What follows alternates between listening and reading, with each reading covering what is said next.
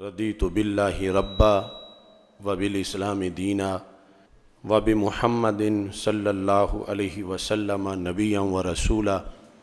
اللہ اکبر، اللہ اکبر، اللہ اکبر، لبیک لبیک لبیک یا رسول اللہ صلی اللہ علیہ وسلم۔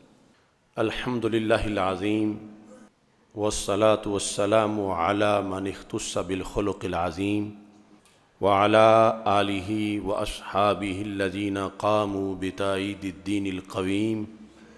اما بعد فاعوذ باللہ من الشیطان الرجیم۔ بسم اللہ الرحمن الرحیم۔ یا ایہا الذین آمنوا اتقوا اللہ وکونوا مع الصادقین۔ صدق اللہ العظیم وصدق رسولہ النبی الکریم الامین۔ ان اللہ وملائکتہ یصلون علی النبی یا ایہا الذین آمنوا صلوا علیہ وسلموا تسلیما۔ الصلاۃ والسلام علیک یا سیدی یا رسول اللہ وعلی آلک واصحابک یا حبیب اللہ۔ الصلاۃ والسلام علیک یا سیدی یا خاتم النبیین وعلی آلک واصحابک یا اول النبیین و یا آخر النبیین۔ مولاي صل وسلم دائما ابدا علی حبیبک خیر الخلق کلہم، منزہ عن شریک فی محاسنہ فجوہر الحسن فیہ غیر منقسم۔ محمد تاج رسل اللہ قاطبۃ، محمد صادق الاقوال والکلم، محمد ذکرہ روح لانفسنا، محمد شکرہ فرد علی الامم۔ رب صل وسلم دائما ابدا علی حبیبک خیر الخلق کلہم۔ اللہ تبارک و تعالی جل جلالہ وعم نوالہ وتم برہانہ وعظم شانہ وجل ذکرہ وعز اسمہ کی حمد و ثناء، اور حضور سرور کائنات مفخر موجودات زینت بزم کائنات دستگیر جہاں غم گسار زماں سید سروراں حامی بے کساں قائد المرسلین خاتم النبیین احمد مجتبیٰ جناب محمد مصطفیٰ صلی اللہ علیہ وآلہ واصحابہ وبارک وسلم کے دربار گہر بار میں ہدیہ درود و سلام عرض کرنے کے بعد السلام علیکم ورحمۃ اللہ وبرکاتہ۔ رب ذوالجلال کے فضل اور توفیق سے خلیفۃ الرسول بلا فصل حضرت سیدنا صدیق اکبر رضی اللہ تعالی عنہ کے یوم وصال کی مناسبت سے جو ہمارے موضوعات چل رہے ہیں، آج کا موضوع بڑا ہی اہم موضوع ہے۔ حضرت امام جعفر صادق رضی اللہ تعالی عنہ، آپ نے افضلیت سیدنا صدیق اکبر رضی اللہ تعالی عنہ کے موضوع پر ایک رافضی سے مناظرہ کیا۔ اس کا موقف تھا کہ حضرت مولا علی رضی اللہ تعالی عنہ سارے صحابہ میں سے افضل ہیں، یہ موقف تھا رافضی کا۔ تو اس کی دلیلوں کا جواب دیا حضرت امام جعفر صادق رضی اللہ تعالی عنہ نے۔ یہ تاریخ میں مناظرہ جعفر صادق کے نام سے مشہور ہے۔ اس کا کچھ حصہ ہم نے پچھلے سال لاہور میں ایک سیمینار میں بیان کیا تھا، اور آج اختصار کے ساتھ انشاءاللہ مکمل بیان کریں گے۔ اور جمعے پر میری معلومات کے مطابق پاکستان میں شاید پہلی مرتبہ کسی مسجد میں یہ موضوع بیان ہو رہا ہے، اور مناظرہ کے دلائل سے واقعی پتہ چلتا ہے کہ امام جعفر صادق کی دلیلیں ہیں، اور ہمیں قرآن مجید میں صادقین کی سنگت کا حکم ہے کہ صادقین زندہ ہوں تو پھر ویسے ان کی مجلس میں بیٹھو، ان کی باتیں سنو، ان کے راستے پہ چلو، اور دنیا سے چلے جائیں تو ان کے نظریے کے ساتھ رہو۔ تو اس بنیاد پر امام جعفر صادق اگرچہ آپ کے خطبات اور بھی ہیں، مثلا یہ تہذیب الکمال فی اسماء الرجال، اس کی تیسری جلد کے اندر امام جعفر صادق کے جو خطبات ہیں وہ بھی بڑے قیمتی ہیں اور سند کے ساتھ ہیں۔ اس طرح ذہبی سیر اعلام النبلاء کے اندر انہوں نے بھی آپ کے خطبات کا ذکر کیا ہے سند کے ساتھ، مگر یہ خصوصی آپ کا مناظرہ ہے امام جعفر صادق جو امام محمد باقر رضی اللہ تعالی عنہ کے فرزند ہیں، اور امام محمد باقر رضی اللہ تعالی عنہ امام زین العابدین رضی اللہ تعالیٰ عنہ کے فرزند ہیں، اور امام زین العابدین رضی اللہ تعالیٰ عنہ امام حسین رضی اللہ تعالیٰ عنہ کے فرزند ہیں، اور امام حسین رضی اللہ تعالیٰ عنہ حضرت مولا علی رضی اللہ تعالیٰ عنہ کے فرزند ہیں اور آل رسول صلی اللہ علیہ وسلم۔ تو امام جعفر صادق کا مناظرہ جو ہے اس کی بھی سند ہے، یعنی یہ نہیں کہ اچانک کہیں خلا سے ہم نے حاصل کر لیا، یعنی امام جعفر صادق کے مناظرہ کی بھی سند ہے جو اس کتاب میں لکھی ہوئی ہے کہ یہ مناظرہ کون پاس تھا، کس نے سنا، ان سے کس نے سنا، اور پھر آگے جب یہ کتابی شکل میں آیا تو پھر اس کے جو قلمی نسخے تھے ان کی ساری گواہیاں ہیں کہ وہ مخطوطے کہاں کہاں پڑے ہوئے ہیں اور کس انداز میں ان کے مضامین ہیں۔ ہر ایک مخطوطے کے لحاظ سے علیحدہ علیحدہ اس کے دلائل اور شواہد جو ہیں وہ موجود ہیں۔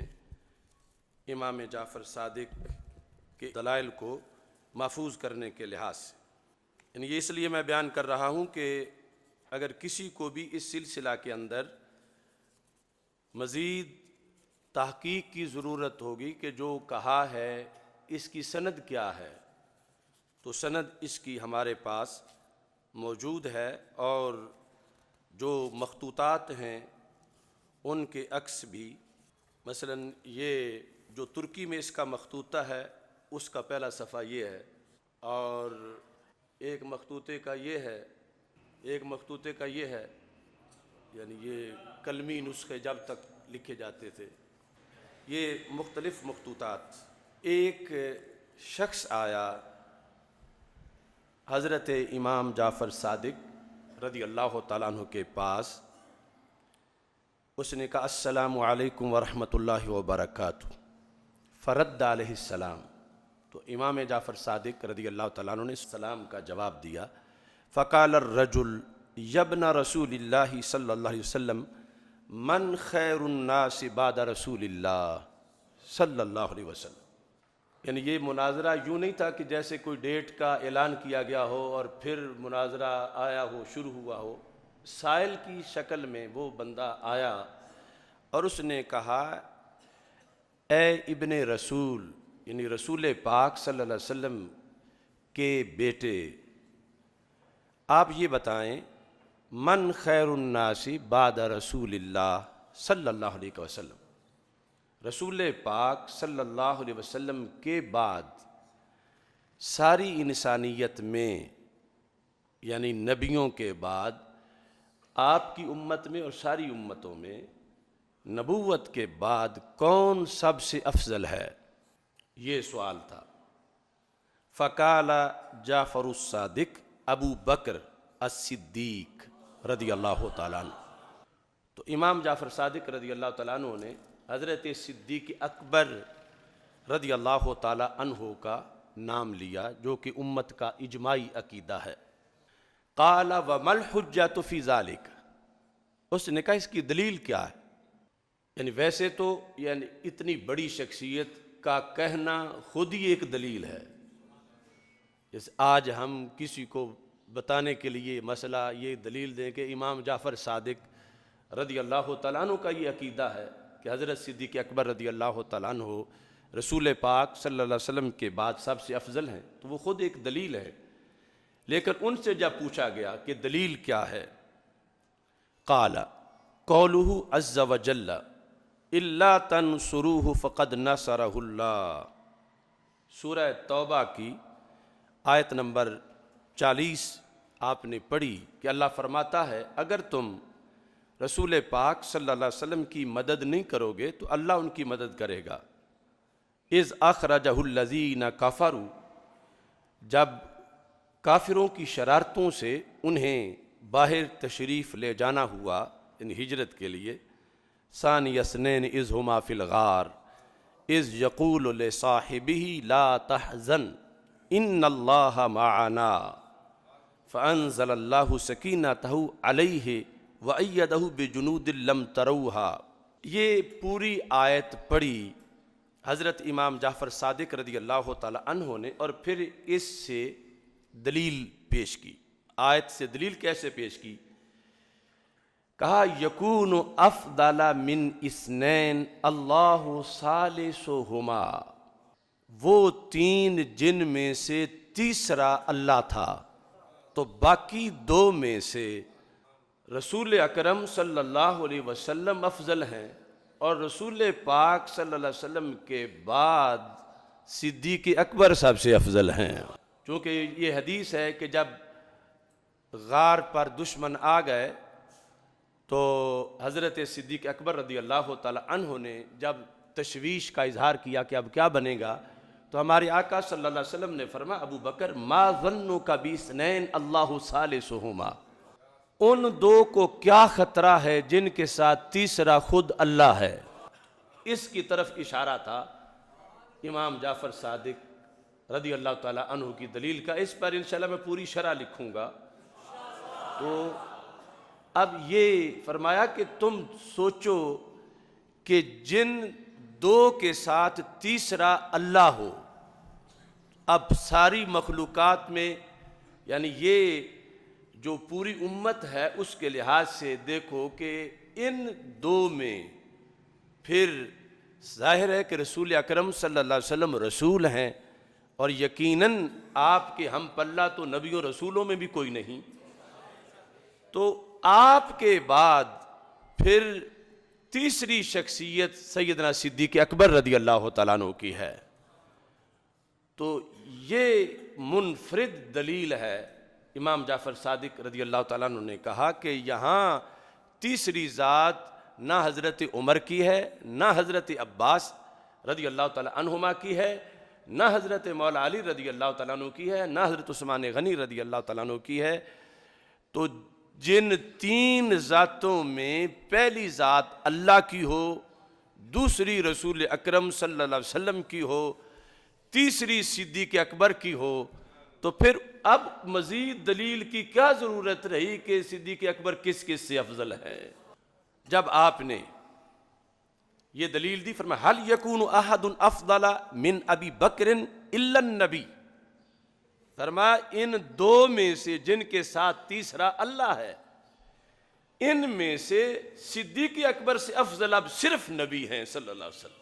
هل يكون افضل من ابی بکر الا النبی صلی اللہ علیہ وسلم، تو ان دو میں سے صرف رسول پاک صلی اللہ علیہ وسلم ہی حضرت صدیق اکبر رضی اللہ تعالی عنہ سے افضل ہیں، باقی ساری امت جو ہے وہ بعد میں ہے۔ فقال لہ الرافضی، رافضی نے اپنی دلیل پیش کی، یعنی وہ پورا اپنے موقف کی تیاری رکھتا تھا۔ فإن علی ابن ابی طالب علیہ السلام بات علی فراش رسول اللہ صلی اللہ علیہ وسلم غیر جزع ولا فزع، اس نے کہا کہ نہیں، حضرت مولا علی رضی اللہ تعالی عنہ آپ جو ہیں آپ سب سے افضل ہیں۔ کیوں؟ کہا کہ رسول پاک صلی اللہ علیہ وسلم کے بستر پر سونا ہجرت والی رات یہ بہت بڑا کام تھا، چونکہ کفار نے حملہ کرنا تھا اور اس بستر پہ حملہ ہونا تھا، اور اس گھر کے اندر حضرت مولا علی رضی اللہ تعالی عنہ بغیر جزا فضا کے، یعنی بغیر کسی گھبراہٹ کے، بڑے اطمینان کے ساتھ، بڑے سکون کے ساتھ، کہ جنہیں کوئی خطرہ محسوس نہیں ہو رہا تھا، حالانکہ سارے مشرکین نے حملہ کرنا تھا. تو یہ دلیل ہے کہ حضرت مولا علی رضی اللہ تعالی عنہ سب سے افضل ہے. فقال له جعفر وَكَذَلِكَ ابو بکر كَانَ مع النبی صلی اللہ علیہ وسلم غیر جزع ولا فزع. فرمایا ادھر سرکار کی چارپائی تھی، ادھر خود سرکار تھے، تو رسول پاک صلی اللہ علیہ وسلم کے ساتھ جو بغیر کسی گھبراہٹ کے، بڑے سکون کے ساتھ، بڑے اطمینان کے ساتھ جو رسول پاک صلی اللہ علیہ وسلم کے ساتھ رہے، وہ صدیق اکبر رضی اللہ تعالیٰ عنہ. تو لہٰذا ان کا مقام بڑا ہے کہ جو رسول پاک صلی اللہ علیہ وسلم کے ساتھ ہیں، کہ گھر سے جب پتہ چلے گا کہ سرکار ادھر نہیں ہیں تو پھر سرکار کے لیے ہی تو وہ سب کچھ ڈھونڈنے والے ڈھونڈ رہے ہوں گے. تو سرکار کے ساتھ صدیق اکبر رضی اللہ تعالیٰ عنہ تھے، اور تم کہتے ہو مولا علی جزا فضا کے بغیر تھے، تو صدیق اکبر بھی جزا فضا کے بغیر تھے. قال له الرجل فإن اللہ تعالی یقول بخلاف ما تقول. اس رافضی نے کہا کہ امام جعفر صادق، اللہ تو کچھ اور کہتا ہے، تم اور کہتے ہو. تم کہتے ہو کہ وہ ساتھ تھے، یعنی ساتھ تو تھے، لیکن تم کہتے ہو جزا فضا کے بغیر ساتھ تھے، تو اللہ تعالیٰ تو اور کہتا ہے. قال له جعفر وما قال، اللہ کیا کہتا ہے؟ قال قال اللہ اذ یقول لصاحبی لا تحزن ان اللہ معنا، کہ وہ اپنے صاحب کو کہہ رہے تھے کہ حزن نہ کرو. تو پتہ چلا کہ صدیق اکبر رضی اللہ تعالی عنہ تو اس وقت حزن میں تھے، غم انہیں لاحق تھا، اور مولا علی جزا فضا کے بغیر تھے، یعنی گھبراہٹ کے بغیر تھے. اور صدیق اکبر کا گھبراہٹ میں ہونا یہ تو قرآن بیان کر رہا ہے، اور تم کہتے ہو کہ صدیق اکبر جو ہیں وہ جزا فضا کے بغیر تھے. اس نے کہا فلم یکن ذالک الخوف جزع، تو یہ جو خوف تھا ان کو، کیا یہ جزا نہیں ہے؟ قال له جعفر لا، آپ نے فرمایا یہ جو حزن تھا یہ جزا فضا نہیں تھا. کیوں؟ لأن الحزن غیر الجزع والفزع، جزا فضا اور ہے اور فکر مند ہونا اور ہے. کان حزن ابی بکر ان یقتل النبی صلی اللہ علیہ وسلم ولا یدان بدین اللہ فکان حزن علی دین اللہ وعلی نبی اللہ صلی اللہ علیہ وسلم. کہا انہیں جو غم لاحق تھا، وہ غم کس چیز کا تھا؟ غم تھا، گھبراہٹ نہیں تھی، بے صبری نہیں تھی کہ اب ہاں اپنا مسئلہ کوئی ہو. انہیں حزن تھا، جزا فضا نہیں، حزن تھا. اور حزن کس چیز کا تھا؟ کہ کہیں ایسا نہ ہو کہ رسول پاک صلی اللہ علیہ وسلم معاذ اللہ شہید ہو جائیں، کیونکہ دشمن تو کچھ کم نہیں کریں گے جب پہنچ جائیں گے، اور اب آ گئے ہیں دروازے پر، غار کے منہ پر. ولا یدان بدین اللہ، اس دین کا پھر کیا بنے گا؟ ابھی تو سارا قرآن بھی نہیں اترا، ابھی تو سارا دین سرکار نے پہنچایا ہی نہیں ہے، ابھی تو مدنی زندگی شروع ہونی ہے، ابھی سارا معاملہ باقی ہے، تو کیا بنے گا؟ فکان حزن علی دین اللہ وعلی نبی اللہ. فرمایا ان کو حزن تھا، جزا فضا نہیں تھا، حزن تھا. اور حزن کس چیز پر تھا؟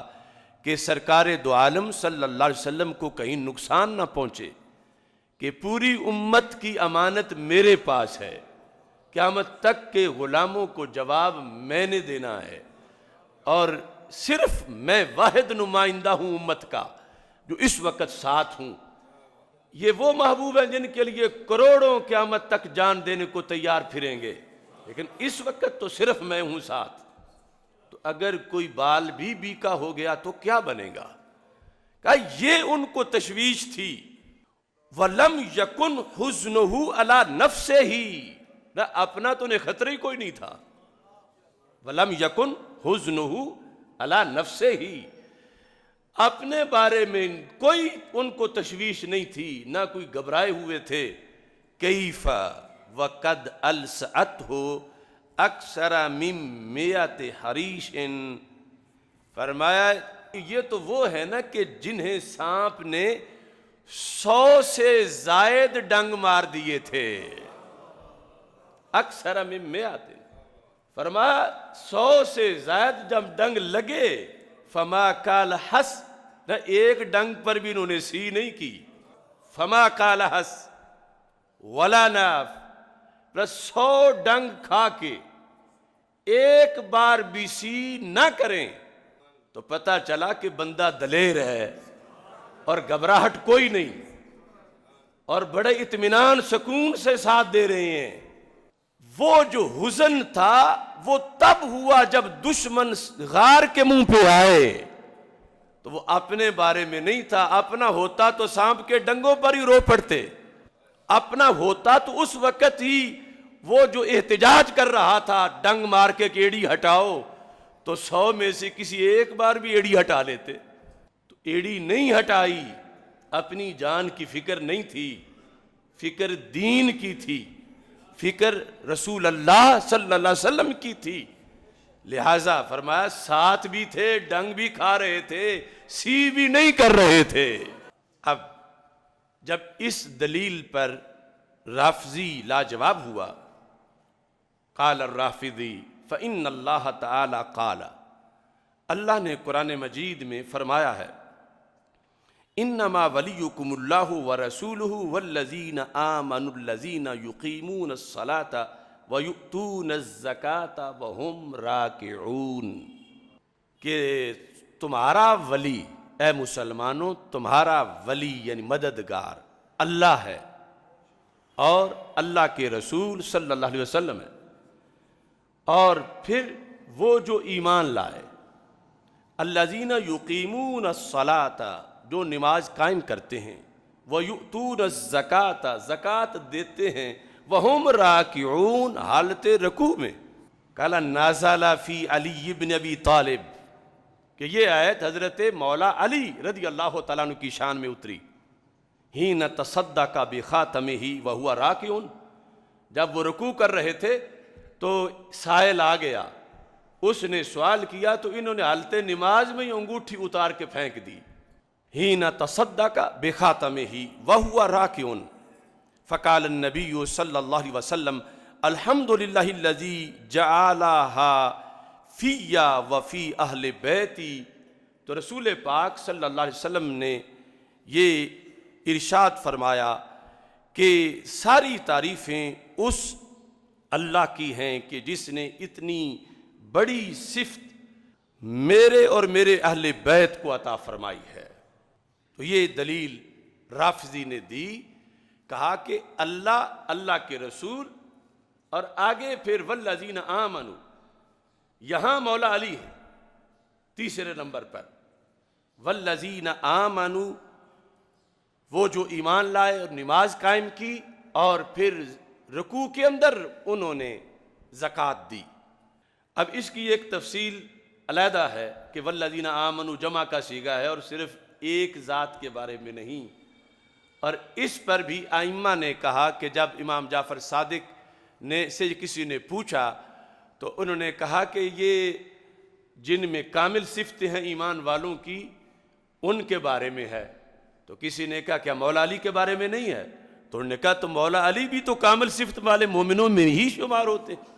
یہ 5-6 ائمہ تفسیر نے سند سے ان سے روایت کیا، لیکن یہاں آپ نے اختصار کے ساتھ آپ نے فرمایا یہ ٹھیک ہے جو تم دلیل دے رہے ہو، لیکن فقال له جعفر الآیۃ التي قبلها فی السورۃ اعظم منها، اس سورت میں جو اس سے پہلی آیت ہے وہ اس سے بڑی ہے، یعنی اس میں جس کی شان بتائی گئی ہے وہ شان بڑی بتائی گئی ہے.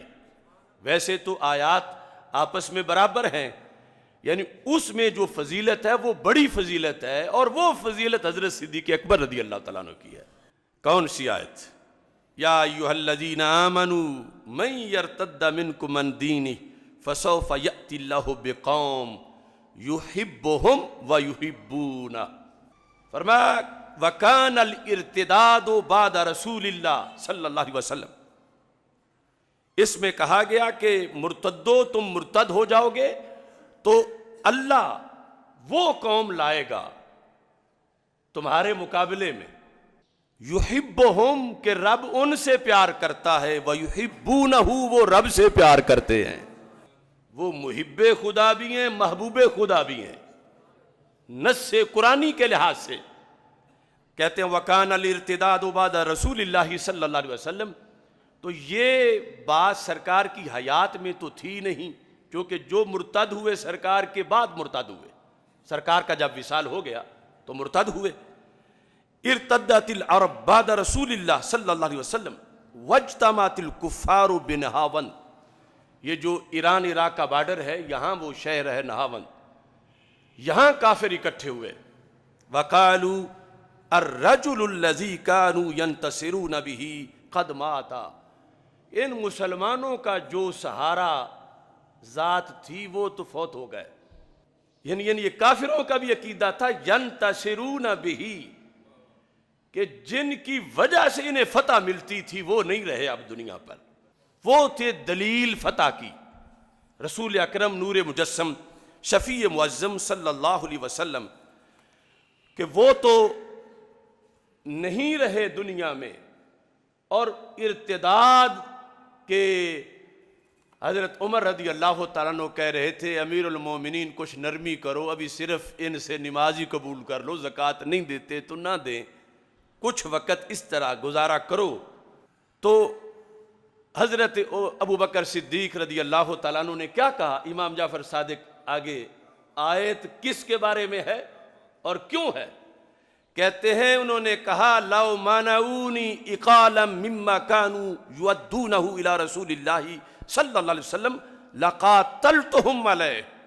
زکوٰۃ پوری دینا اور زکوٰۃ پوری نہ دینا ان کا، یہ تو بڑی دور کی بات ہے کہ میں ان کو چھوڑ دوں. اگر زکوٰۃ کے جانور کی رسی بھی جو پہلے دیتے تھے، جانور دے کے رسی بھی نہیں دیں گے تو میں پھر بھی ان کے خلاف جہاد کروں گا. اور پھر یہ اگلے جملے صرف اس مناظرہ میں ہی نظر آئے جو امام جعفر صادق نے دلیل میں کہا کہ کیا کہا؟ لَقَاتَلْتُهُمْ عَلَيْهِ، میں ان کے خلاف، مرتدین کے خلاف لڑوں گا. ادھر ان کی میٹنگ ہو رہی تھی کہ نبی نہیں رہے، اب یہ لڑ نہیں سکتے. یہ کہتے ہیں لَقَاتَلْتُهُمْ، میں لڑوں گا مرتدین کے خلاف. وَلَوْ اجْتَمَعَ عَلَيَّ عَدَدُ الْحَجَرِ وَالْمَدَرِ وَالشَّوْكِ وَالشَّجَرِ وَالْجِنِّ وَالْإِنسِ. فرمایا اگر مرتدین اتنے ہوں کہ جتنی تعداد کائنات میں پتھروں کی ہے، اگر مرتدین اتنے ہوں یعنی ان کے ساتھ مزید کفر مل کے جتنی تعداد کائنات میں ڈھیلوں کی ہے، الحجر والمدر والشوک والشجر، جتنی تعداد کانٹوں کی اور درختوں کی ہے، والجن والانس، جتنی تعداد جنوں انسانوں کی ہے، اگر یہ سب مل کے مرتدین کے ساتھ اکٹھے ہو کے مقابلے کے لیے نکلیں، لَقَاتَلْتُهُمْ وَحْدِي، کہ ابو بکر اکیلا ان کے خلاف لڑے گا. لَقَاتَلْتُهُمْ وَحْدِي، یعنی اس میں یہ تأثر دیا کہ تم میں یہ کوئی نہ سمجھے کہ تم نہ چلے تو میں پالیسی نرم کروں گا. فرمایا یا عمر ما لکا جبار فی الجاہلیہ و خوار فی الاسلام. عمر کیسی ڈرپوکوں والی باتیں کر رہے ہو؟ جاہلیت میں تو تم بڑے دلیر ہوتے تھے، اب تم ڈرپوکوں والی باتیں کر رہے ہو. قد تم الدین، دین پورا ہوا. ون قتل وحی، وحی بند ہوئی. اینقص وانا حی، فرمایا صدیق میں جب تک جان ہے یہ دین میں کمی نہیں آنے دے گا. یہ بول رہے ہیں امام جعفر صادق رافضی کو جواب دینے کے لیے کہ حضرت صدیق اکبر نے کہا جتنے جن ہیں اتنے آ جائیں، جتنے پتھر ہیں اتنے آ جائیں، لوگ جتنے ڈھیلے ہیں، جتنے درخت ہیں، جتنے درختوں کی شاخوں پہ کانٹے ہیں، اتنے آ جائیں، اور تم میں سے ایک بھی میرے ساتھ نہ نکلے لَقَاتَلْتُهُمْ وَحْدِي، میں پھر بھی اکیلا ان کے خلاف جہاد کروں گا، انہیں چھوڑوں گا نہیں۔ تو اس بنیاد پر وَكَانَتْ هَذِهِ الْآيَاتُ أَفْضَلَ لِأَبِي بکر، کہا وہ جو بعد والی ہے انما ولیکم اللہ والی، اس سے جو پہلے ہے اس میں شان بڑی بیان کی گئی ہے، اور جس کی بیان کی گئی ہے وہ صدیق اکبر رضی اللہ تعالیٰ عنہ ہے۔ اب اس کا بھی رافضی کے پاس کوئی جواب نہیں تھا، وہ آگے منتقل ہوا، اور یہ ہوتا ہے، اس کو کہتے ہیں مناظرے کی اصطلاح میں ارخائے عنان، کسی کی باغیں ڈھیلی چھوڑنا۔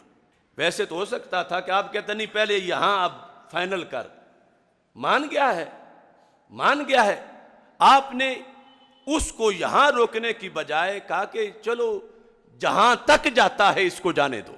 اس نے کہا فَإِنَّ اللَّهَ تَعَالَى قَالَ الَّذِينَ يُنْفِقُونَ أَمْوَالَهُمْ بِاللَّيْلِ وَالنَّهَارِ سِرًّا وَعَلَانِيَةً، کہ وہ لوگ جو مال خرچ کرتے ہیں اپنا رات اور دن کے وقت، ظاہری طور پر بھی اور چھپ کے بھی، دن رات، خفیہ اعلانیہ، کہا نازلت فی علی علیہ السلام، یہ مولا علی رضی اللہ تعالی عنہ کے بارے میں نازل ہوئی ہے۔ تو یہ آیت ہے، ان کی شان کتنی ہے۔ کان ماہو 4 دنانیر، ان کے پاس 4 دینار تھے، فانفق دینارا باللیل، ایک رات کو دے دیا اللہ کے رستے میں، ودینارا بالنہار، دوسرا دن کو دے دیا، ودینارا سرا، ایک پردے میں دے دیا، ودینارا علانیۃ، ایک لوگوں کی ترغیب دینے کے لیے سب کے سامنے اللہ کے رستے میں دے دیا۔ فنازلت فی ہذہ الآیہ، تو آپ یعنی حضرت مولا علی رضی اللہ تعالی عنہ کی شان میں یہ آیت اتری، لہذا وہ افضل ہیں ساری امت میں رسول اکرم صلی اللہ علیہ وسلم کے بعد۔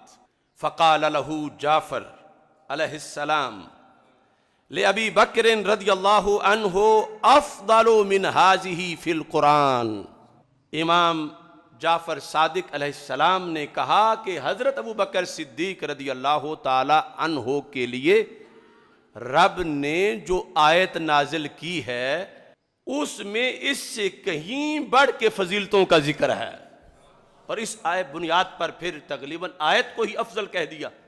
کیسے؟ فرمایا واللیل اذا یغشا والنہار اذا تجلی وما خلق الذکر والانثی ان سعیکم لشتی فاما من اعطی واتقی وصدق بالحسنی، کہا سب سے پہلے تو رب نے بات قسم اٹھا کے شروع کی، وہاں قسم نہیں یہاں قسم ہے، اگرچہ اللہ کا کلام تو اللہ کا کلام ہے، لیکن بات تو یہ ہے کہ یہ مضمون بیان کرنا کتنا ضروری سمجھا کہ قسم اٹھائی رب ذوالجلال نے۔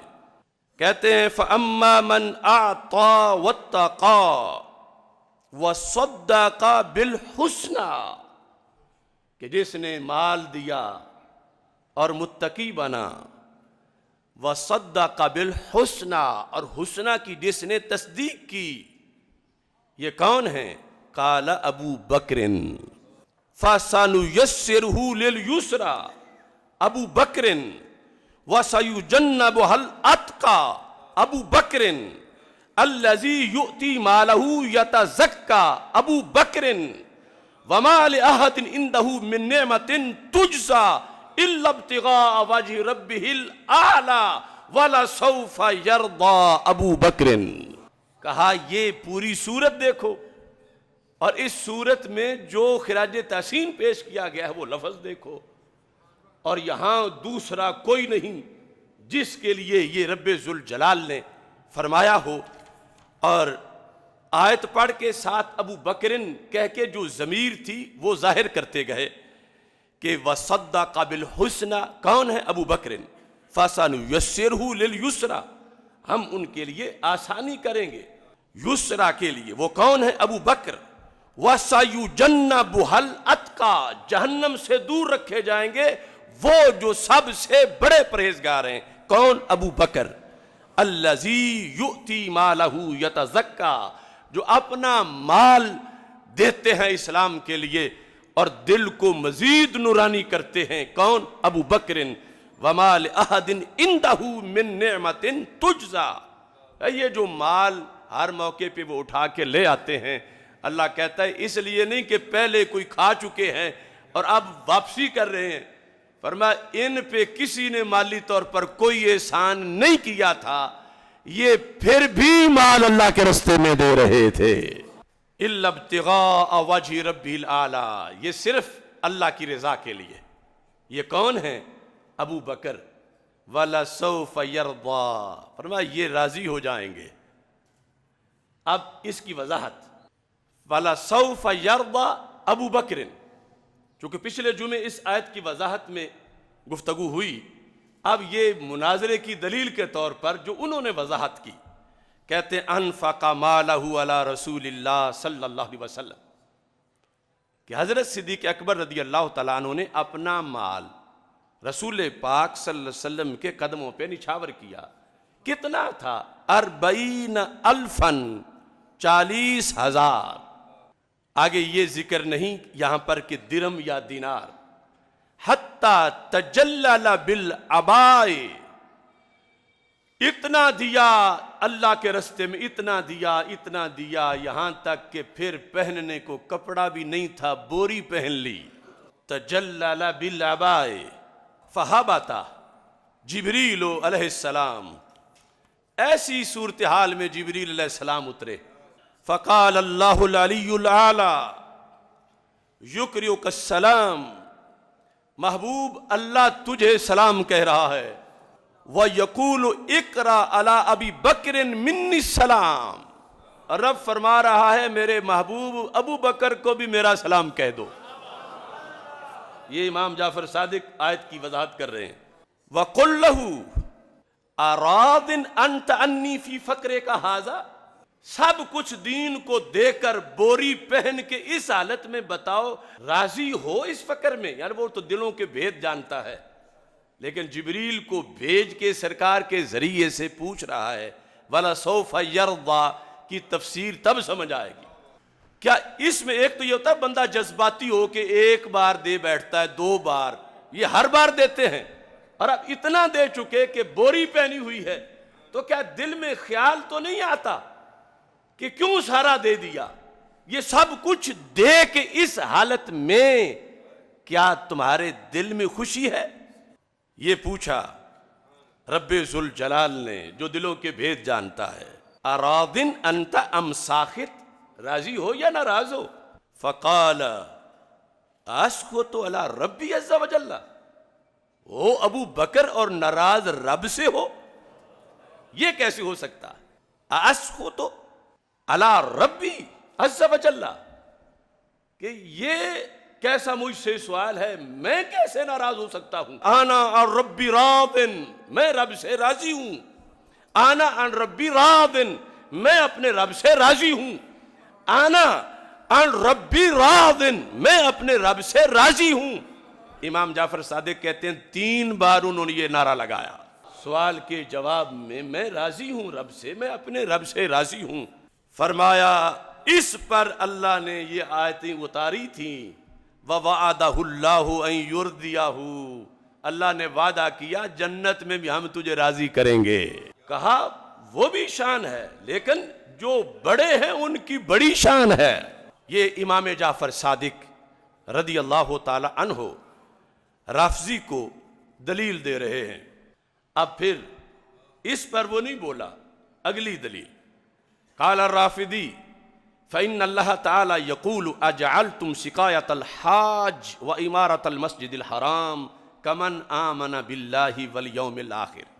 آیات سے دلیل دے رہا کہ اللہ تعالیٰ فرماتا ہے، یہ ہم کئی بار یہ پڑھتے ہیں ان لوگوں کا شک دور کرنے کے لیے جو کہتے ہیں کہ وہ جو وہاں ہیں اللہ کو پیارے ہیں تو پھر ہی وہاں ہیں، وہ جو مسلط ہیں ادھر یہودی ادھر آل سعود ادھر آل یہود، تو پیارے ہیں تو پھر ہی تو حرم ان کے پاس ہے، اللہ کو پیارے ہیں تو پھر ہی تو مدینہ منورہ مسجد نبوی ان کے پاس ہے۔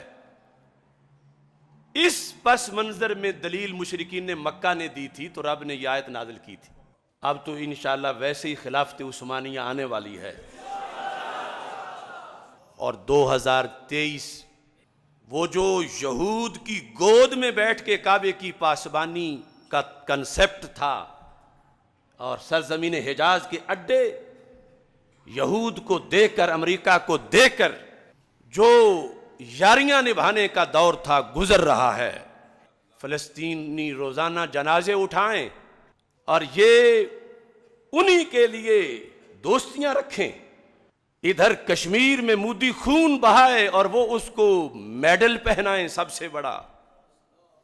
بے وجہ تو نہیں چمن کی تباہیاں، کچھ باغ باہیں برق و شرر سے ملے ہوئے۔ لوگ کہتے ہیں رب کو پیارے ہیں تو پھر ہی تب ہی اس لیے ہے۔ تو ہم نے کہا کیا وہ یہود بھی پیارے ہیں جو قبلہ اول ان کو دیا ہوا ہے؟ تو یہ قبضہ پیار کی دلیل نہیں ہے۔ تو اس وقت کہا تھا ابو جال کے ٹولے نے کہ جی دیکھو یہ کہتے ہیں ہم اللہ والے ہیں، اللہ کا حکم مانتے ہیں، ہم اللہ کے بڑے پیارے ہیں۔ تو انہوں نے کہا اللہ کا گھر تو ہمارے پاس ہے، ہم حجیوں کو پانی پلاتے ہیں۔ جو بھی جاہلیت کا ان کا اپنا پہلے کنسپٹ تھا حج کا، مسجد حرام کی کوئی اینٹ لگانے والی ہو تو ہم لگاتے ہیں، متولی ہم ہیں۔ تو انہوں نے کہا ہم اللہ والے ہیں یا یہ دور بیٹھے ہوئے مدینہ منورہ میں وہ اللہ والے ہیں؟ وہ اپنا یعنی قرب کعبہ اپنے برحق ہونے کی دلیل بنا رہے تھے مشرکین مکہ، جیسے آج کچھ لوگ دلیل بناتے ہیں۔ اللہ نے یہ آیت نازل کی جو امام جعفر صادق کے مقابلے میں رافضی اپنے موقف کے لیے پیش کر رہا تھا۔ آیت پہلے ذہن میں رکھو کہ رب نے کہا تم اینٹیں لگا کے، تم پانی پلا کے وہ کچھ حاصل نہیں کر سکتے جو کلمہ پڑھ کے حاصل کیا جاتا ہے۔ مسئلہ ابی طالب کو سمجھنے کے لیے بھی یہ آیت مرشد اور رہنما ہے۔ نیکی کا میٹر چلتا ہی تب ہے جب ایمان ہو، اور ایمان کے بغیر نیکی نیکی قرار نہیں پاتی۔ اجعلتم سقایت الحاج، کیا حاجیوں کو پانی پلانا، و عمارت المسجد الحرام، اور مسجد حرام میں اینٹیں لگانا، اس کی تعمیر کرنا، کمن آمن باللہ والیوم الآخر، کیا یہ باتیں اللہ کو ایک ماننے، حضرت محمد مصطفیٰ صلی اللہ علیہ وسلم کو آخری نبی ماننے، فرشتوں کتابوں کو ماننے، آخرت کے دن کو ماننے کے برابر ہو سکتی ہیں؟ یعنی اللہ تعالیٰ استفہام انکاری کر رہا یا نہیں ہو سکتی۔ اجعلتم سقایت الحاج، کہ تم نے مکہ کے مشرکوں تم نے بنا لیا ہے عمارت مسجد حرام کو اور حاجیوں کے پانی پلانے کو تم نے ایمان کے برابر ٹھہرایا ہوا ہے۔ اللہ فرماتا ہے ہرگز ایسا نہیں ہے، تم جتنی بھی اپنی طور پر نیکیاں کر لو کہ ہم اللہ کے گھر میں آئے ہوئے لوگوں کو پانی پلا رہے ہیں، اللہ نے فرمایا یہ کوئی نیکی نہیں، نیکی تب ہوگی جب میرے نبی کا کلمہ پڑھو گے۔ یہ مشرکین نے مکہ کے مقابلے میں آیت اتری، کمن آمن باللہ۔ اب یہ رافضی کہتا ہے کہ کمن آمن باللہ نازلت فی علی علیہ السلام، کہ یہ مولا علی رضی اللہ تعالیٰ عنہ کی شان میں اتری تھی کہ رب نے کہا مشرکین مکہ کو کہ تم پاس رہ کے کعبے کے تم علی کے ہم پلہ نہیں ہو سکتے، اگرچہ وہ دور بیٹھے ہیں، چونکہ وہ دولت ایمان سے مالا مال ہیں اور تمہارے دل میں کفر و شرک ہے، تم کعبے کے پاس بیٹھ کے کعبے کا وہ نور نہیں لے سکتے جو مولا علی دور بیٹھ کے نور لے رہے ہیں۔ نازلت فی علی علیہ السلام، فقال له جعفر علیہ السلام لأبی بکر مثلها فی القرآن، کہا قرآن مجید میں اسی کی مثل تو حضرت صدیق اکبر رضی اللہ تعالیٰ عنہ کے بارے میں بھی ہے، وہ آیت تم کیوں نہیں پڑھتے؟ قال اللہ تعالی لا يستوی منکم من انفق من قبل الفتح وقاتل اولئک اعظم درجۃ من الذین انفقوا من بعد وقاتلوا وکلا وعد اللہ الحسنی. یہ آیت پڑھی امام جعفر صادق رضی اللہ تعالی عنہ نے کہ اللہ فرماتا ہے فتح مکہ سے پہلے جنہوں نے کلمہ پڑھا اور فتح مکہ کے بعد جنہوں نے کلمہ پڑھا یہ آپس میں برابر نہیں ہیں.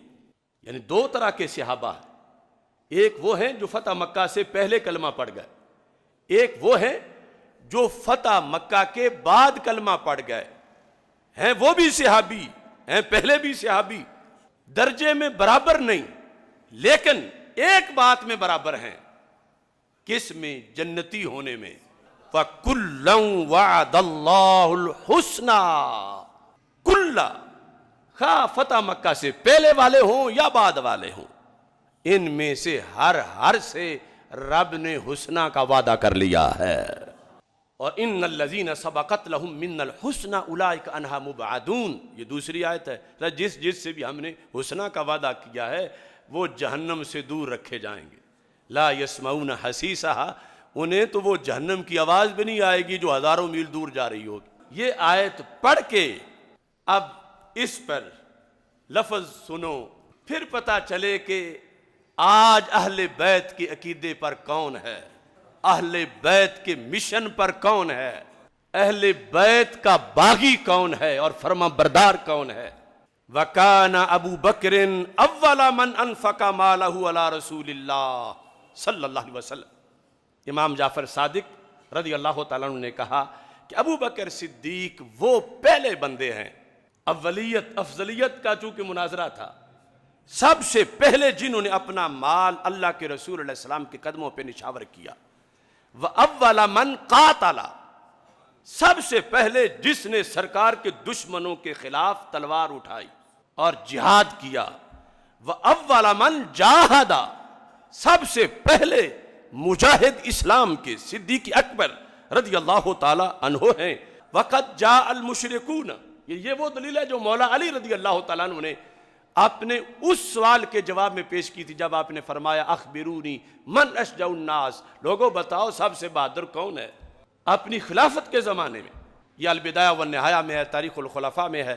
کہا انتا علی, آپ ہیں سب سے بہادر.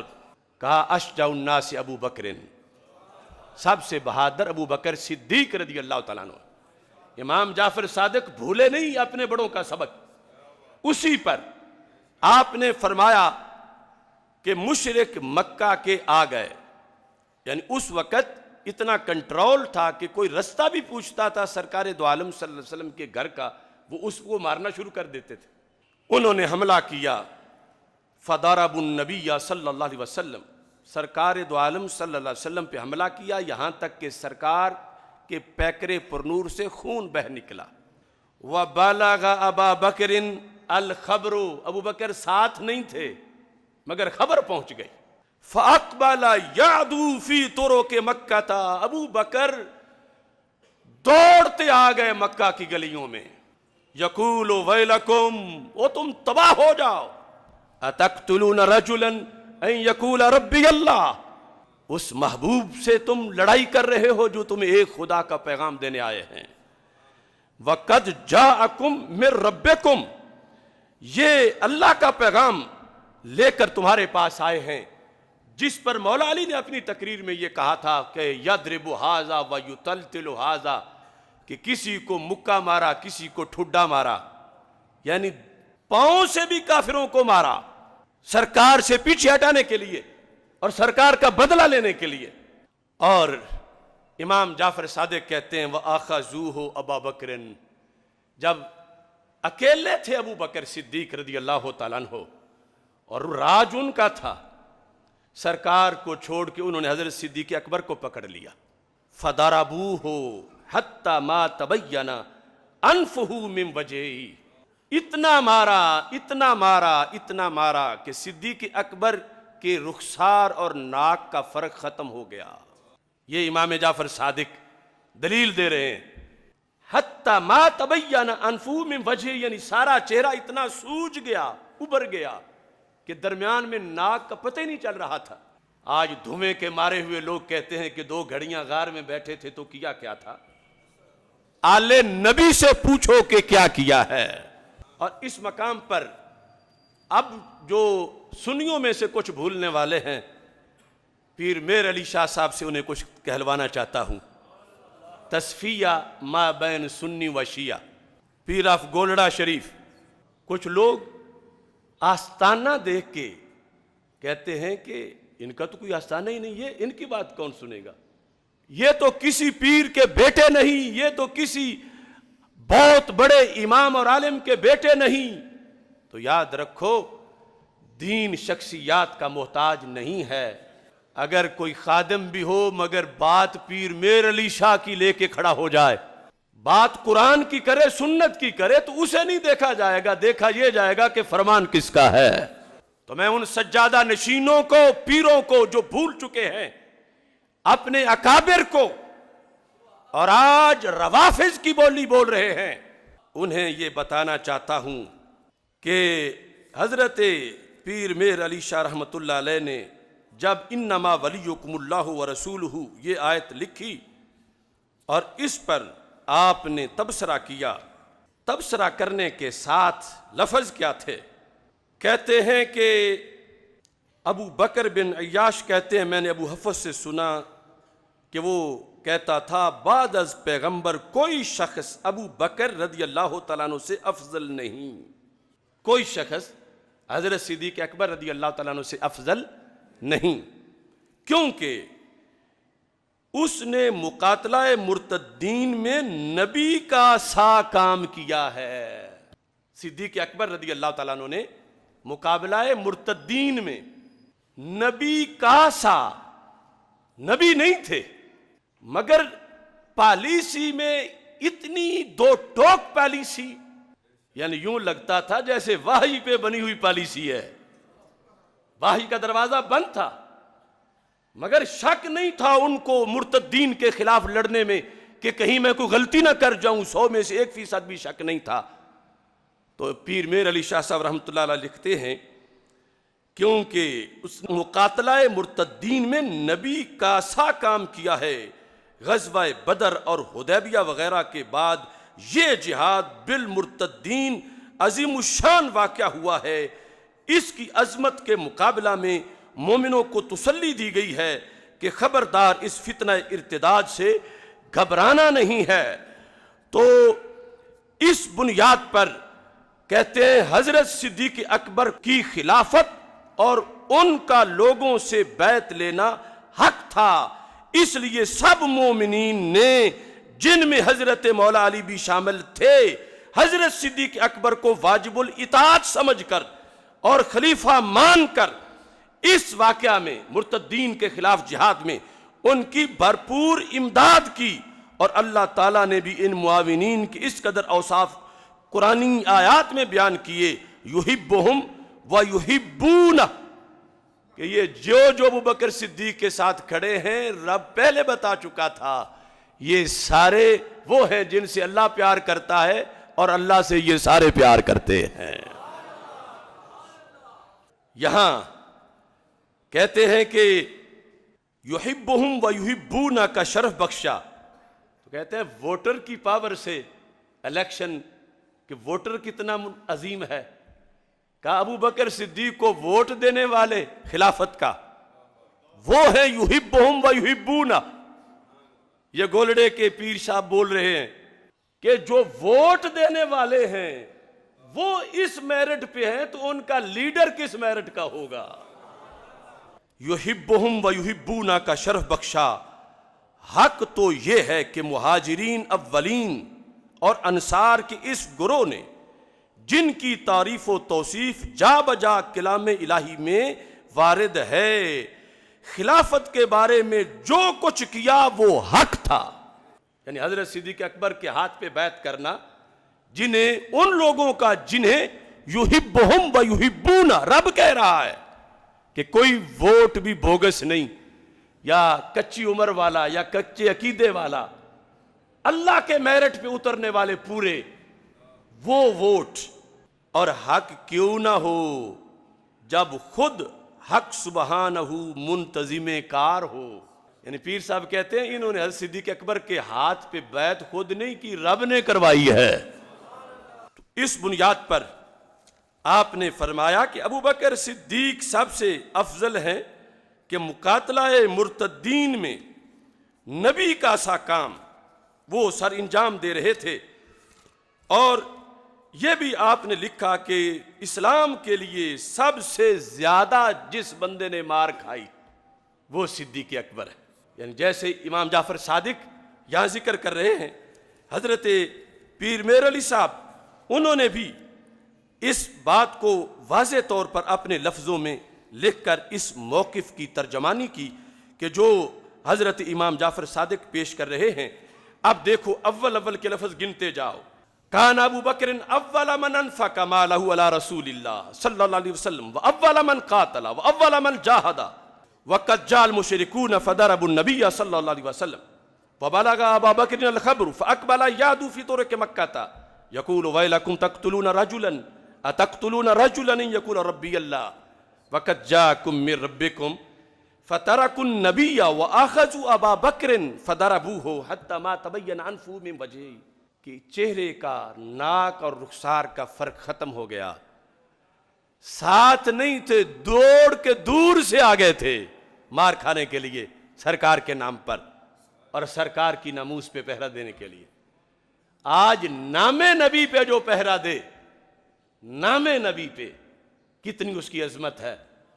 تو جو ذات نبی پہ پہرا دے رہا ہو، وہ جسم جو عرش سے بھی مقدس ہے، اس جسم کا اس ماحول میں یہ مولا علی کی گواہی کے مطابق اکلوتا پہرے دار.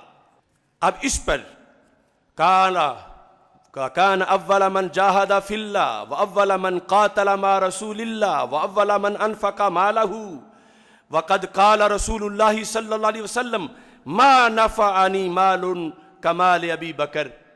مجھے کسی کے مال نے وہ فائدہ نہیں دیا جو ابو بکر کے مال نے فائدہ دیا.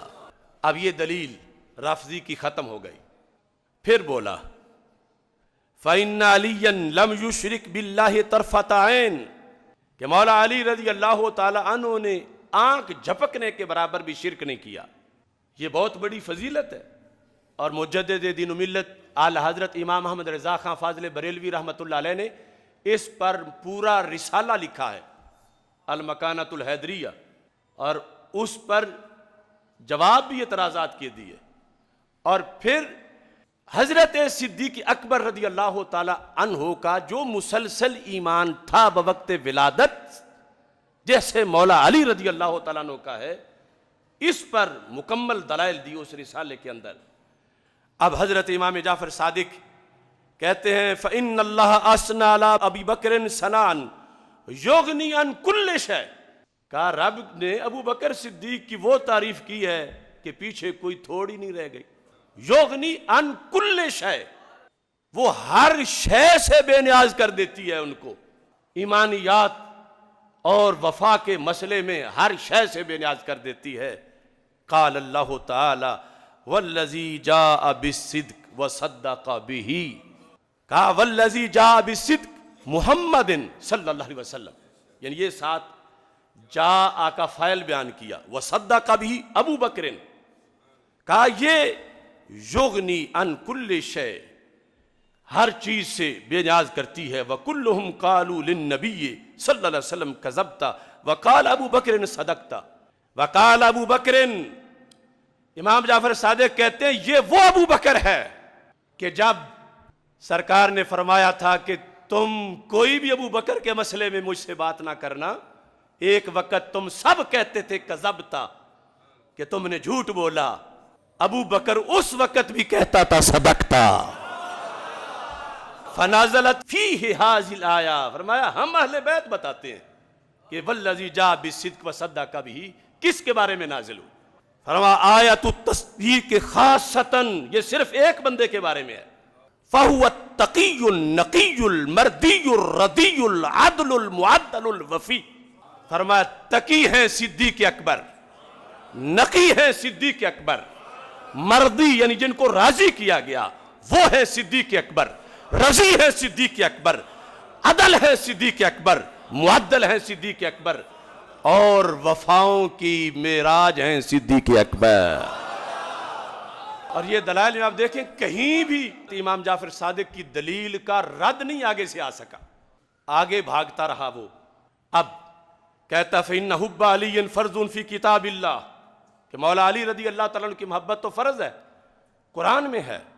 قُلْ لَا أَسْأَلُكُمْ عَلَيْهِ أَجْرًا إِلَّا الْمَوَدَّةَ فِي الْقُرْبَى، محبوب صلی اللہ علیہ وسلم آپ فرما دو کہ میں تجھ سے کسی اجر کا سوال نہیں کرتا، قربا میں مودت چاہتا ہوں۔ یہ مولا علی رضی اللہ تعالیٰ عنہ قربا میں یہ ان کی محبت فرض ہے۔ قال لہ جعفر لأبی بکر مثلھا کہ مولا علی کی فرض ہے میں انکار نہیں کرتا، تو کہا تو ابو بکر صدیق کی بھی تو فرض ہے، آدھا فرض مانتے ہو آدھا چھوڑتے ہو، کیسے؟ قال اللہ تعالی والذین جاؤوا من بعدہم یقولون ربنا اغفر لنا ولإخواننا الذین سبقونا بالایمان ولا تجعل فی قلوبنا غلا للذین آمنوا ربنا انک رؤوف رحیم۔ یہ آیت پڑھی، اب خود بتاتے ہیں فابو بکر هو السابق بالایمان، پہلے کون تھے کہ جن کے بارے میں کہا کہ بعد والے پہلوں کیا بغض نہ رکھیں، وہ کس پہلے کا کہ رب نے ان کا بغض حرام کیا۔ فابو بکر هو السابق بالایمان فالاستغفار له واجب ومحبته فرض وبغضه کفر۔ کہا یہ ابو بکر صدیق ہے کہ قرآن کہتا ان کی محبت فرض ہے اور ان کا بغض کفر ہے۔ یہ ایک خطاب میں پہلے بتا چکے ہیں، جب امام زین العابدین کے پاس کچھ لوگ آئے عراق سے، قالوا فی ابی بکر و عمر، انہوں نے کچھ بکواس شروع کیے، تو آپ نے فرمایا تم مجھے یہ بتاؤ، پہلے وہ آیت پڑھی جو مہاجرین کے بارے میں، تم ہو؟ کہا نہیں ہمارے بارے میں تو نہیں۔ پھر وہ پڑھی جو انصار کے بارے میں، تم ہو؟ نہیں ہم تو بعد میں آئے۔ کہا یہ دو میں نے تم سے پوچھی، تمہارا جواب، تم نے کہا نہ انصار والی تمہارے حق میں ہے نہ مہاجرین والی تمہارے حق میں ہے، تو فرمایا تیسرے کا فیصلہ میں تمہیں سناتا ہوں، والذین جاؤوا من بعدہم، یہ ہے قیامت تک کے مسلمانوں والی، پہلی تم کہتے ہو تمہارے بارے میں نہیں، دوسری تم کہتے ہو تمہارے بارے میں نہیں، تیسری میں کہتا ہوں تمہارے بارے میں نہیں، کیونکہ وہ قیامت تک کے مسلمانوں کے بارے میں ہے جن کے دل میں ابو بکر و عمر کا بغض نہ ہو۔ یہ کشف الغمہ رافضیوں کی کتاب، اس میں لکھا ہوا۔ اب یہاں پر بغضہ کفر، ابو بکر صدیق رضی اللہ تعالیٰ عنہ کا بغض کفر ہے۔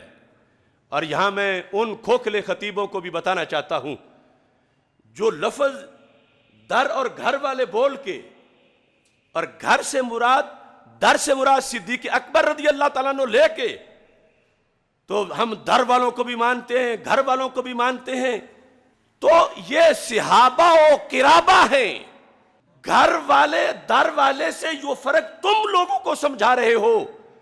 ارے کسی کے در والوں کو نہ مانے کفر نہیں ہوتا، ابو بکر کو تھوڑا سا بھی نہ مانے تو کفر ہوتا ہے، اور کسی کے در والوں کا بغض رکھ لے کچھ نہیں ہوتا، لیکن ابو بکر صدیق کا بغض رکھیں تو قرآن کہتا ہے کفر ہوتا ہے۔ لہٰذا یہ لازم و ملزوم محبت ہے آپس میں صحابہ و اہل بیت رضی اللہ تعالی عنہم کی، کہ سب کی محبت سرکار کی وجہ سے ہے۔ اب رافضی اگلی دلیل کی طرف، قال الرافضی فإن النبی صلی اللہ علیہ وسلم قال الحسن والحسین سیدا شباب اہل الجنہ وابوہما خیر منہما، کہ رسول پاک صلی اللہ علیہ وسلم کا فرمان ہے امام حسن اور امام حسین رضی اللہ تعالیٰ عنہ جنتی جوانوں کے سردار ہیں، وابوہما خیر منہما، اور ان کے ابا جی مولا علی رضی اللہ تعالیٰ عنہ وہ ان دونوں سے افضل ہے۔ تو کیا شان ہے مولا علی رضی اللہ تعالیٰ عنہ کی کہ وہ جنت کے سرداروں سے بھی افضل ہیں۔ یہ رافضی نے دلیل اپنے موقف پر پیش کی۔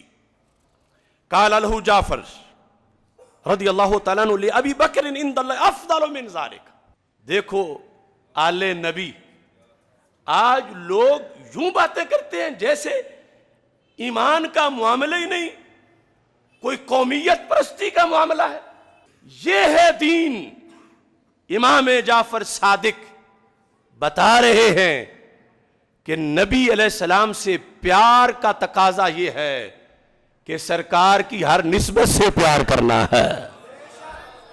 حالانکہ وہ خاندان نبوت ہے، اور آگے جو بات آ رہی ہے وہ صدیق اکبر ہے۔ رافضی کہتا ہے، یہ کیا کہتے ہیں؟ کہنے لگے سنو، حدثنی ابی عن جدی عن علی بن ابی طالب رضی اللہ تعالی عنہ، کہ مجھے میرے ابا جی نے بتایا، میرے ابا جی نے میرے دادا جی سے سنا، اور میرے دادا جی نے خود مولا علی سے سنا۔ کنت عند النبی صلی اللہ علیہ وسلم، کہ میں سرکار دو عالم صلی اللہ علیہ وسلم کے پاس بیٹھا تھا، ولیس عندہ غیری، اور کوئی بھی نہیں تھا سرکار کے پاس میرے سوا۔ اذ اطلع ابو بکر و عمر، اچانک دونوں شخصیتیں آ گئیں، حضرت ابو بکر صدیق اور حضرت عمر فاروق رضی اللہ تعالیٰ عنہما۔ فقال النبی صلی اللہ علیہ وسلم یا علی ھذان سیدا کہول اہل الجنہ وشبابہما، فرمایا علی یہ دونوں جنتی جوانوں کے بھی سردار ہیں، اور جنت میں جو بڑی عمر والے ہوں گے ان کے بھی سردار ہیں۔ کہا اب آگے بات کرو۔ فیما مدا من سالف الدہر فی الاولین وما بقی فی غابرہ من الاخرین الا النبیین والمرسلین، فرمایا یہ سوائے نبیوں رسولوں کے سب کے سردار ہیں۔ لا تخبرہما یا علی ما دام حیین، علی جب تک یہ دونوں زندہ رہیں کسی کو نہ بتانا۔ کہتے ہیں فما اخبرت بھی احدا حتی ماتا، دونوں کا وصال ہو گیا تو پھر میں اپنے گھر والوں کو بتا رہا ہوں۔ یعنی بہت سے امور پر وہ لمیٹڈ تھے کہ کب بتانا ہے، کس وقت بتانا ہے، کس کو بتانا ہے۔ تو کہا میں ان دونوں کے وصال کے بعد جو مجھے میرے آقا صلی اللہ علیہ وسلم نے بتایا تھا میں بتا رہا ہوں۔ تو دیکھو یہ یقیناً حسنین کریمین جنتی جوانوں کے سردار ہیں، یقیناً ان دونوں سے مولا علی رضی اللہ تعالیٰ عنہ افضل ہیں، لیکن ابو بکر و عمر تو سب سے افضل ہیں سوائے انبیاء اور رسل علیہم السلام کے۔ قال الرافضی، اب اس نے اصل مسئلے سے ہٹ کے مزید سوال شروع کر دیے۔ فَأَيُّهُمَا أَفْضَلُ فاطمہ بنت رسول اللہ صلی اللہ علیہ وسلم ام عائشہ بنت ابی بکر، یہ بتاؤ کہ ان میں سے افضل کون ہے؟ فاطمہ بنت رسول اللہ، رسول پاک صلی اللہ علیہ وسلم کی شہزادی خاتون جنت سیدہ فاطمہ الزہرا رضی اللہ تعالی عنہا، ام عائشہ بنت ابی بکر، یعنی یہ تقابل میں اس نے واضح طور پر کہا ایک طرف بنت رسول علیہ السلام ہے اور دوسری طرف بنت ابی بکر ہے، بتاؤ ان میں افضل کون ہے؟ جواب بھی دیا اور جواب دینے کا طریقہ بھی سکھایا امام جعفر صادق رضی اللہ تعالی عنہ نے۔ جواب دے رہے ہیں، کہتے ہیں بسم اللہ الرحمن الرحیم یاسین والقرآن الحکیم، اتنا پڑھ کے پھر حامیم والکتاب المبین، کہ اب تم بتاؤ ان میں سے افضل کون ہے؟ دو آیات یعنی سورہ یاسین کی شروع کی اور حامیم السجدہ اس کی شروع کی، پڑھ کے آیت تو کہا، یعنی اتنا پڑھ کے چپ کر گئے۔ اب وہ بولا، کہتا ہے اسألک ایہما افضل فاطمہ ابنۃ النبی صلی اللہ علیہ وسلم ام عائشہ ابنۃ ابی بکر وتقرأ القرآن، سمجھے نہیں ہو کہ میں نے پوچھا کیا ہے؟ میں پوچھ رہا ہوں سیدہ فاطمہ اور سیدہ عائشہ صدیقہ رضی اللہ تعالی عنہما میں سے افضل کون ہے؟ تم قرآن کی آیتیں پڑھ رہے ہو۔ فقال له جعفر، امام جعفر صادق نے کہا بگوتر تجھے جواب تو دے دیا ہے، آیات پڑھ کے تجھے جواب دے دیا ہے، اب یاسین اور حامیم، ان میں سے کسے تم ترجیح دو گے؟ سبھی شان والی ہیں. فقال له الجعفر عائشہ تو بنت ابی بکر. کہا صرف یہاں تک نہ رہو، آگے بھی تو بولو نا. زوجۃ رسول اللہ صلی اللہ علیہ وسلم معہ فی الجنہ، کہ عائشہ بنت ابی بکر جو زوجہ رسول صلی اللہ علیہ وسلم ہیں وہ سرکار کے ساتھ ہوں گی جنت میں. وفاطمہ تو بنت رسول اللہ صلی اللہ علیہ وسلم سیدۃ نساء اہل الجنہ. ادھر میت بیان کی، ادھر سرداری بیان کی، سیادت بیان کی، اور بیماری والوں کا علاج اس وقت بھی ساتھ کیا. فرمایا الطائن علی زوجۃ رسول اللہ صلی اللہ علیہ وسلم لعنہ اللہ. کہا جو زوجہ رسول علیہ السلام پہ تنقید کرے اس پہ اللہ کی لعنت ہو. والباغض لابنۃ رسول اللہ صلی اللہ علیہ وسلم خذلہ اللہ. جو سرکار دو عالم صلی اللہ علیہ وسلم کی شہزادی کا بغض رکھے اس پہ بھی لعنت ہو، اللہ اس کو رسوا کرے. یہ ہے سنی سینہ، یہ ہے تھرمامیٹر، یہ ہے روافض اور خوارج کے درمیان فیصلہ کن مناظرہ امام جعفر صادق کا. اب رافضی اگلے مسئلے پہ چلا گیا. حکمت یہ تھی کہ ساری باتیں بعد میں ہونی تھیں. کہتا ہے عائشہ تو قاتلت علیہ رضی اللہ تعالی عنہ وہی زوجۃ رسول اللہ صلی اللہ علیہ وسلم، کہ وہی عائشہ صدیقہ، عائشہ جو مولا علی سے جنہوں نے لڑائی کی تھی. چلو زوجہ رسول علیہ السلام تو ہیں، لیکن یہ بھی تو دیکھو کہ انہوں نے مولا علی رضی اللہ تعالیٰ عنہ سے لڑائی کی تھی، یعنی جنگ جمل کا حوالہ دیا. اب امام جعفر صادق کو غصہ آیا. فقال له الجعفر نام ویلک، تو تباہ ہو جائے. قال اللہ تعالی وما کان لکم ان تؤذوا رسول اللہ صلی اللہ علیہ وسلم.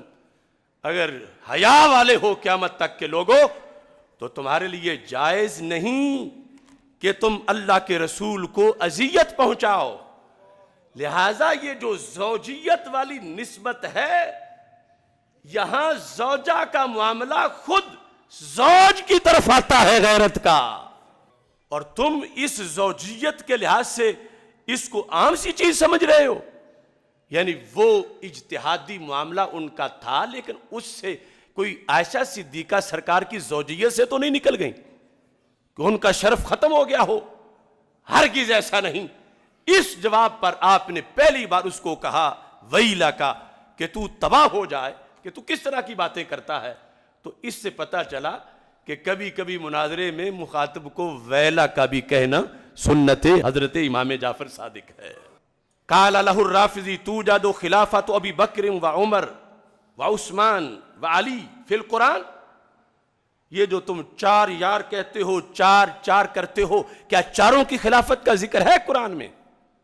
پھر وہ کہتا تھا ایک خلافت ہے. قال نعم. آپ نے کہا تو صرف قرآن کی بات کرتا وفی التوراۃ والانجیل. ان چاروں کی خلافت کا تو تورات میں بھی ذکر ہے، انجیل میں بھی ذکر ہے. اب یہ دلائل اختصار سے آپ نے پہلے پڑھا الذی جعلکم خلائف الارض ورفع بعضکم فوق بعض درجات، ایک آیت. امن یجیب المضطر اذا دعا ویکشف السوء ویجعلکم خلفاء الارض، دوسری آیت. لَيَسْتَخْلِفَنَّهُمْ فِي الْأَرْضِ كَمَا اسْتَخْلَفَ الَّذِينَ مِنْ قَبْلِهِمْ وَلَيُمَكِّنَنَّ لَهُمْ دِينَهُمُ الَّذِي ارْتَضَىٰ لَهُمْ. تیسری آیت. تین آیتیں جب پڑھیں قال الرافضی ابن رسول اللہ صلی اللہ علیہ وسلم فَأَيْنَ خِلَافَتُمْ فِي التَّوْرَاةِ وَالْإِنْجِيلِ. ان میں تورات والی کون سی ہے؟ یہ تو تم نے قرآن کی پڑھی. یعنی اس نے بھی پورا درپے تھا کہ کہیں سے گنجائش ملے. تو اب اس جواب پر اس نے نقد وارد کیا پہلی بار کہ تم نے خود کہا کہ صرف قرآن میں نہیں تورات زبور انجیل میں ہے، تو آیتیں تو قرآن کی پڑھ رہے ہو. کہاں ہے ان چاروں کی خلافت؟ تورات میں اور انجیل میں.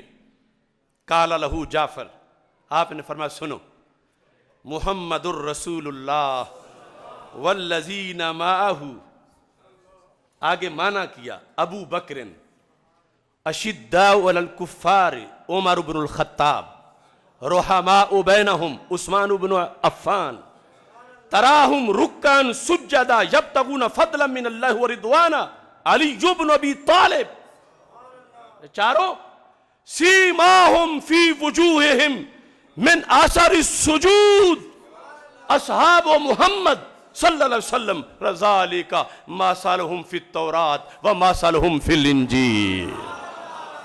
کہا یہ ہے تورات، یہ ہے انجیل. اب اس کے بعد ابھی مناظرہ جاری تھا.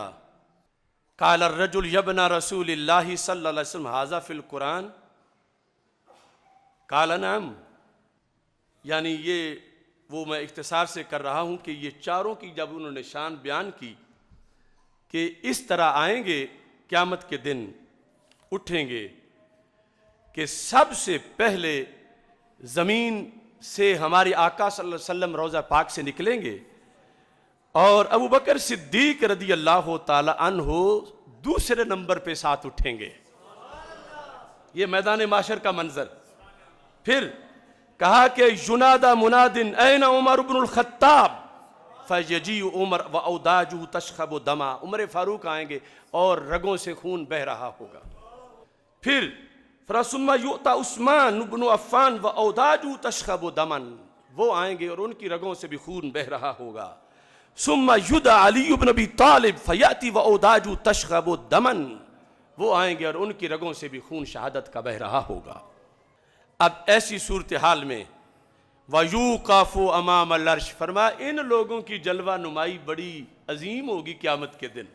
یہاں اس نے سوال کیا یا ابن رسول اللہ صلی اللہ علیہ وسلم ھذا فی القرآن، یہ قرآن میں جو آپ بیان کر رہے ہیں؟ قال نعم. ہاں قرآن میں ہے. علم اہل بیت ہے. قال اللہ تعالی وَجِیءَ بِالنَّبِیِّین. قیامت کے دن لایا جائے گا نبیوں کو. والشہداء، لایا جائے گا شہداء کو. کون؟ ابو بکر و عمر و عثمان و علی رضی اللہ تعالیٰ عنہم. فرمایا یہ قرآن میں ہے، یہ ہے شہداء اولین جن کو لایا جائے گا. فقال الرافضی یا ابن رسول اللہ صلی اللہ علیہ وسلم ایقبل اللہ توبتی مما کنت علیہ من التفریق بین ابی بکر و عمر و عثمان و علی.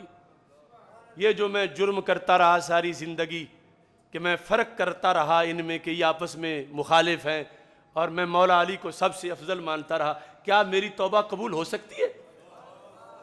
یہ مناظرے کا اختتام ہونے لگا ہے. قال نعم باب التوبۃ مفتوح. کہا توبہ کا دروازہ تو کھلا ہے، توبہ کا دروازہ کھلا ہے. فرا قسمت والا تھا کہ تو جعفر صادق کے متھے لگ گیا. انک لو مت وانت مخالف مت علی غیر فطرت الاسلام وکانت حسناتک مثل اعمال الکفار ہباء منثورا.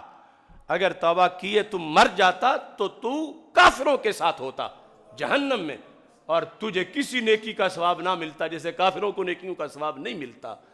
لہذا توبہ کا دروازہ مفتوح ہے اور تم توبہ کر لو. یہ امام جعفر صادق رضی اللہ تعالی عنہ کا مناظرہ ہے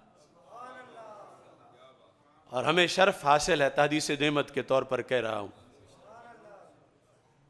کہ شاید اس صدی میں پہلی بار یہاں ہی بیان ہو رہا ہوں اور اس پر میں پیش کر کے قائم ہوں ان دلیلوں پر. انشاءاللہ یہ جو آ رہا ہے 23 فروری کا سیمینار عدالت سیدنا صدیق اکبر رضی اللہ تعالیٰ عنہ، یعنی باغ فدق سیمینار. یہ جو چوہڑوں سے باہر نکل کے پھدک پھدک کر رہے ہیں مینڈک، چینلوں پہ ہوں یا کہیں، باغ فدق کا مسئلہ انشاءاللہ پورا سیمینار اس موضوع پہ ہم کریں گے. باقی مسئلہ ابی طالب پر میں ایک اعلان کرنا چاہتا ہوں، اور یہ جو ایران تک سن رہے ہیں سارے کان کھول کے سنیں، اور جو ان کے پالتو ہیں وہ بھی سنیں. مجھے نہ دیکھو، یہ سنو، رب کعبہ کی قسم، جو میرا موقف ہے وہ میرا ہی نہیں، حافظ الحدیث کا بھی ہے. وہ میرا ہی نہیں، شیر ربانی کا بھی ہے. وہ میرا ہی نہیں، وہ امام احمد رضا بریلوی کا بھی ہے. وہ میرا ہی نہیں، وہ مجدد الفیسانی کا بھی ہے. وہ میرا ہی نہیں، وہ چشتیوں کے سب سے بڑے پیر پٹھان خواجہ شاہ سلمان توسوی کا بھی ہے. وہ میرا ہی نہیں، وہ طحاوی کا بھی ہے، وہ طحطاوی کا بھی ہے، وہ اسقلانی کا بھی ہے، وہ کستلانی کا بھی ہے، وہ امام مالک کا بھی ہے، وہ امام ابو حنیفہ کا بھی ہے، وہ امام حسن کا بھی ہے، وہ امام حسین کا بھی ہے، وہ صدیق اکبر کا بھی ہے، وہ مولا علی کا بھی ہے. وہی بات اللہ کے رسول نے فرمائی ہے اور وہی بات رب کے قرآن میں آئی ہے.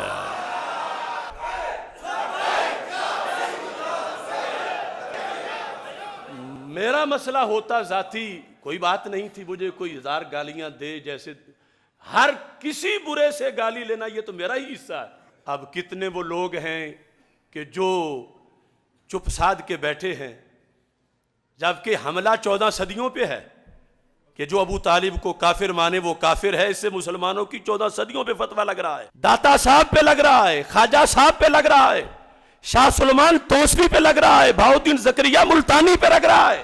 ہزارہا فقہا، ہزارہا صوفیاء، ہزارہا مفسرین محدثین، کوئی شعبہ ہے ہی نہیں امت کا جنہوں نے یہ موقف نہ اپنایا ہو. اور اب یہ کیا بدی کا شوربہ منہ اٹھا کے سارے بول رہے ہیں. ان کو پتہ ہی نہیں کہ علم ہوتا کیا ہے. چواں کرمے کے در سنگے نحاس، زمین و آسمان او حماس. لہذا میں علل اعلان ان کو طلب کر رہا ہوں، اپنا سب سے بڑا معین کریں اور میرے سامنے بیٹھ کے لائیو بتائیں کہ ان کی دلیل کیا ہے.